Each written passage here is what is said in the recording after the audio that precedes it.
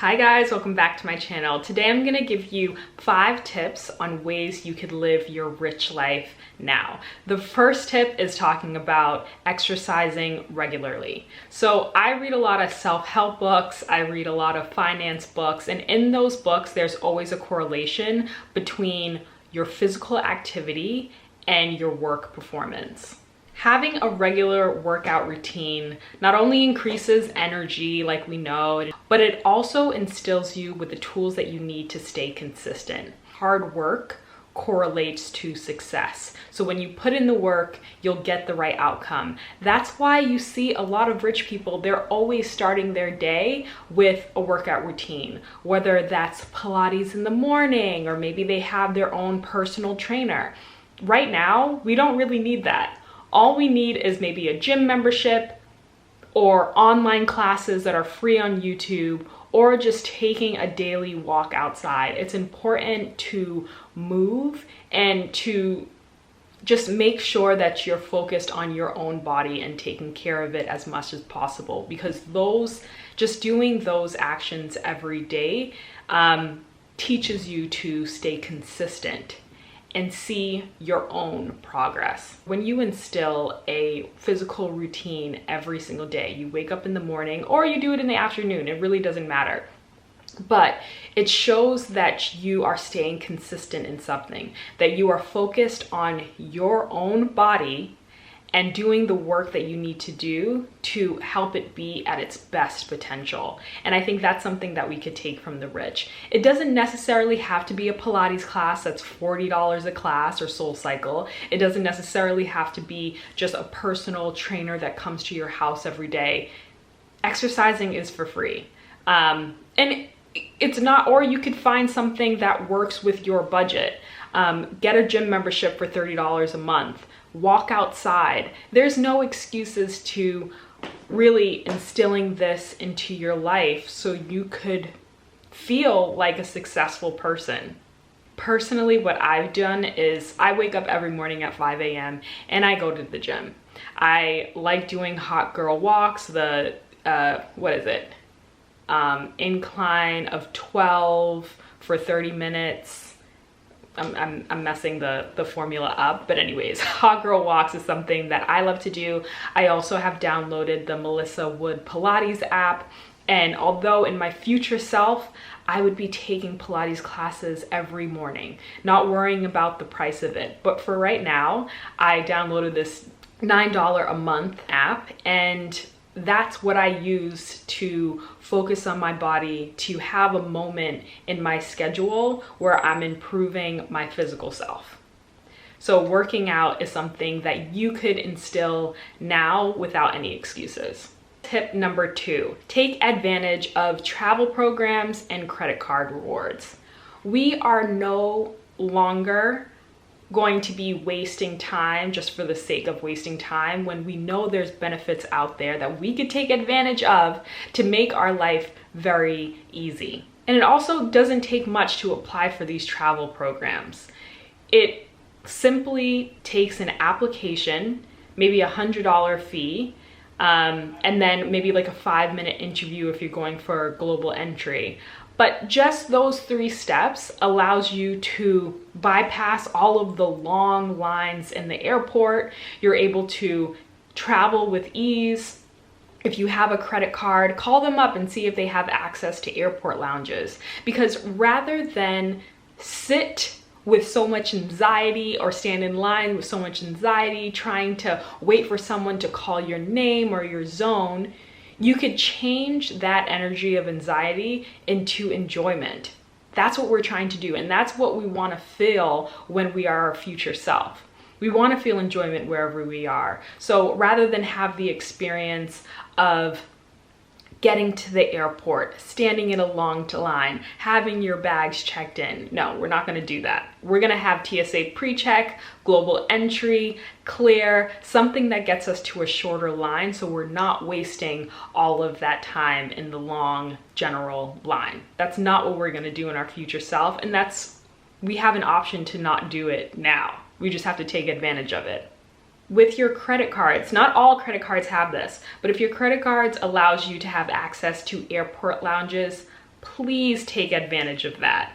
Changing from staying at the gate with all of your bags, instead going to this private location, this lounge area where you could grab a drink, have food, relax, and enjoy your moment when you're traveling. Let's change energies. Like, we cannot always stay in the anxiety filled and wasting time when there's options out there that we could just make ourselves feel a little bit better, feel like our higher selves. That's always the goal. Tip number 3, make reservations. There is nothing better than entering a place, give your name, and everything else is handled. You don't have to worry about the little stuff. All the details have been already organized for you. That's the kind of life and feeling that I need 24/7. There is nothing worse than arriving to a restaurant and the hostess tells you that you have a 45-minute wait because you don't have a reservation. That literally kills me. So to avoid all this, I make sure I make that reservation. I call them up maybe a day before or a week if it's a restaurant that you know is going to be really busy. And I make the reservation because once I enter into that establishment, they're already prepared for me. That's the energy that I want to feel. I want to know that the details are completely taken care of. So rather than be last minute, just plan ahead for yourself. It's for your own benefit. So you could feel a sense of pride when you're walking into a restaurant and you give them your name and they easily seat you into a table. That's the kind of rich life I want to live now.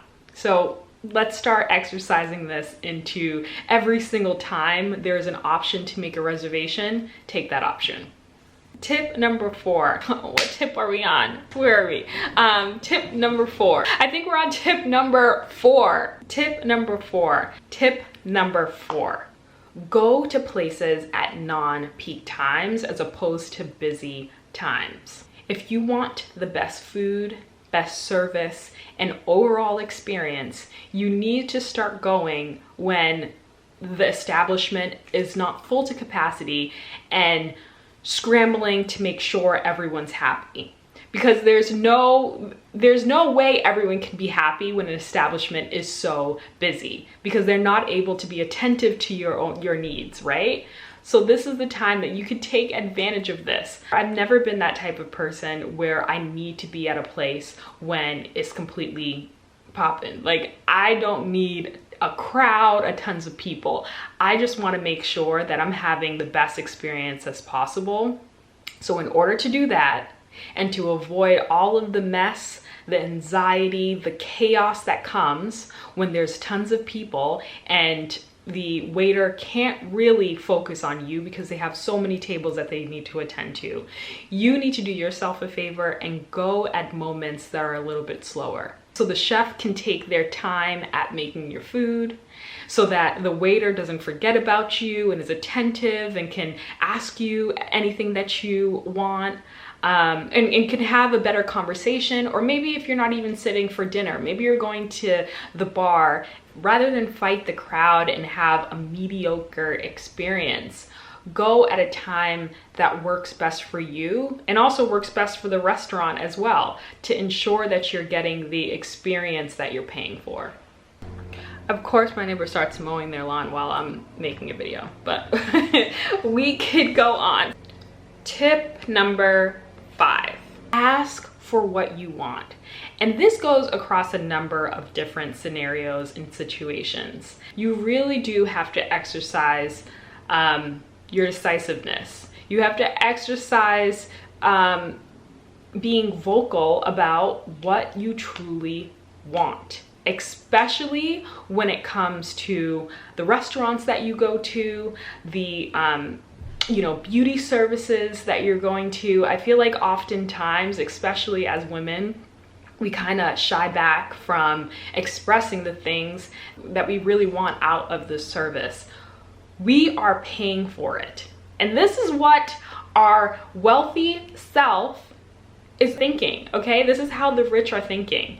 They're not saying, okay, here's the money, just give me whatever you want to give me, whatever you can give me is what I'll take. No, they're not doing that. They're going into that establishment, and because they're paying their money, they're gonna get what they want. And how they get what they want is that they need to be vocal about what they want. So let's practice this in our life right now. If you go to a restaurant and they try to seat you at a table that you don't really like, maybe it's at the back of the restaurant, okay? Maybe it's next to the kitchen and you really don't want to hear that noise. If a table is available in a better seat, ask for it. Because usually it's fine to move you, especially if it's not a busy time or there's not a lot of people there. There's no problem. But I feel like, I mean, I've always done this in my life, and I've always exercised this in my life, to be honest. And I don't know if it's because I'm just a weird one, but I am very particular about where I'm seated at a restaurant. If the best table is available, I'm going to ask for that table. And usually there's no problem, but a lot of the times when I'm with my friends and they see me asking for it, or they hear me asking for it, they are shocked. They're like, oh my gosh, I would never have asked for it. And it's just a simple exercise what you want. A simple thing that just makes you feel good. You're at your best table, you're ready to spend money, you're ready to grab drinks. Like, just curate the life and the experience that you want, because no one else will. At the nail salon, ladies, if you do not like your nails, speak up and do it the first time. Especially the first time that you're going to a new nail tech, I find that is the most important time to let them know exactly what you want. It's important, especially the first time, because I think people get a little bit comfortable when, you know, they get away with things sometimes. They, you know, when they do something that you don't like and you're like, oh no, it's not a problem, you know, like next time. And then the following time you don't say anything. Sometimes you have to speak up right away to set the tone for yourself. In anything. This doesn't come to nails, but I'm just giving that as an example. So if I ever go to a new nail tech, I don't do my nails anymore. I usually do it at home. But when I go to a new nail tech, I will set it right then and there. If they're pushing me to do something that I don't want to do, I'll let them know that I'm not interested and what I'm paying for is this. What I want is this. The shape I want is this. We have to start being vocal about these little things, because how do you expect to handle the bigger things that come into your life? Like, you need to make sure that you're decisive, and you're decisive about the small things to handle the big things as well. Yes. And then also, this one's a hard one for me, but I had to learn it. You have to speak up about your hair. When you get your hair done, ladies, you are the only one that's gonna have to walk around with it for months or weeks, or however long you have that hairstyle in. So you need to speak up while you're in that chair of what you like, what you don't like, what needs to fix. And I mean, sometimes I know we're like a little bit unsure. We're like, oh, maybe we'll grow on it. This is for another video, but you really truly have to discover who you are. And it doesn't take a trip to Europe and coming back to figure out who you are, okay? You have to spend time with yourself and understand exactly the things that you like, that you dislike, because this will make it easier to be more decisive and to really be vocal about the things you want to other people, because people will just make the decision for you if it's hard for you to make the decision. Tip number 4, outsource the tasks that take up too much time. I recently just found a cleaning service that comes to my house weekly, and it has just been such a blessing to not have to think about something that takes up a lot of my time. It's already handled. And I feel like oftentimes we think about cleaning services and we're like, oh, they're just for the rich, they're too expensive, how am I gonna afford this? I just need to clean my own house. you can find someone to come into your house at a rate that works for you. If you're fine with taking Ubers every now and again, back and forth to different places, if you are always door dashing, ordering food to your house, a lot of the beauty services that we get, if you save a little bit of that money and put it towards a cleaning service, I swear to you, you could afford it. Swear. It's not as crazy as one seems. I think you just have to be smart and get recommendations and ask questions to make sure that you're getting someone who is within the rate that you're looking for, and is able to do the things that you require.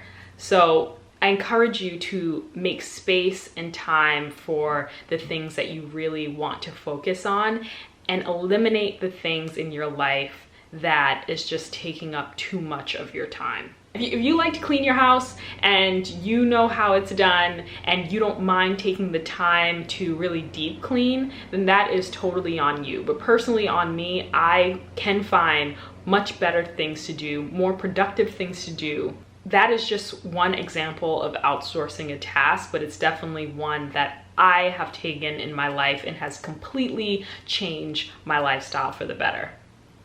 So that's it, 5 tips to living a rich life.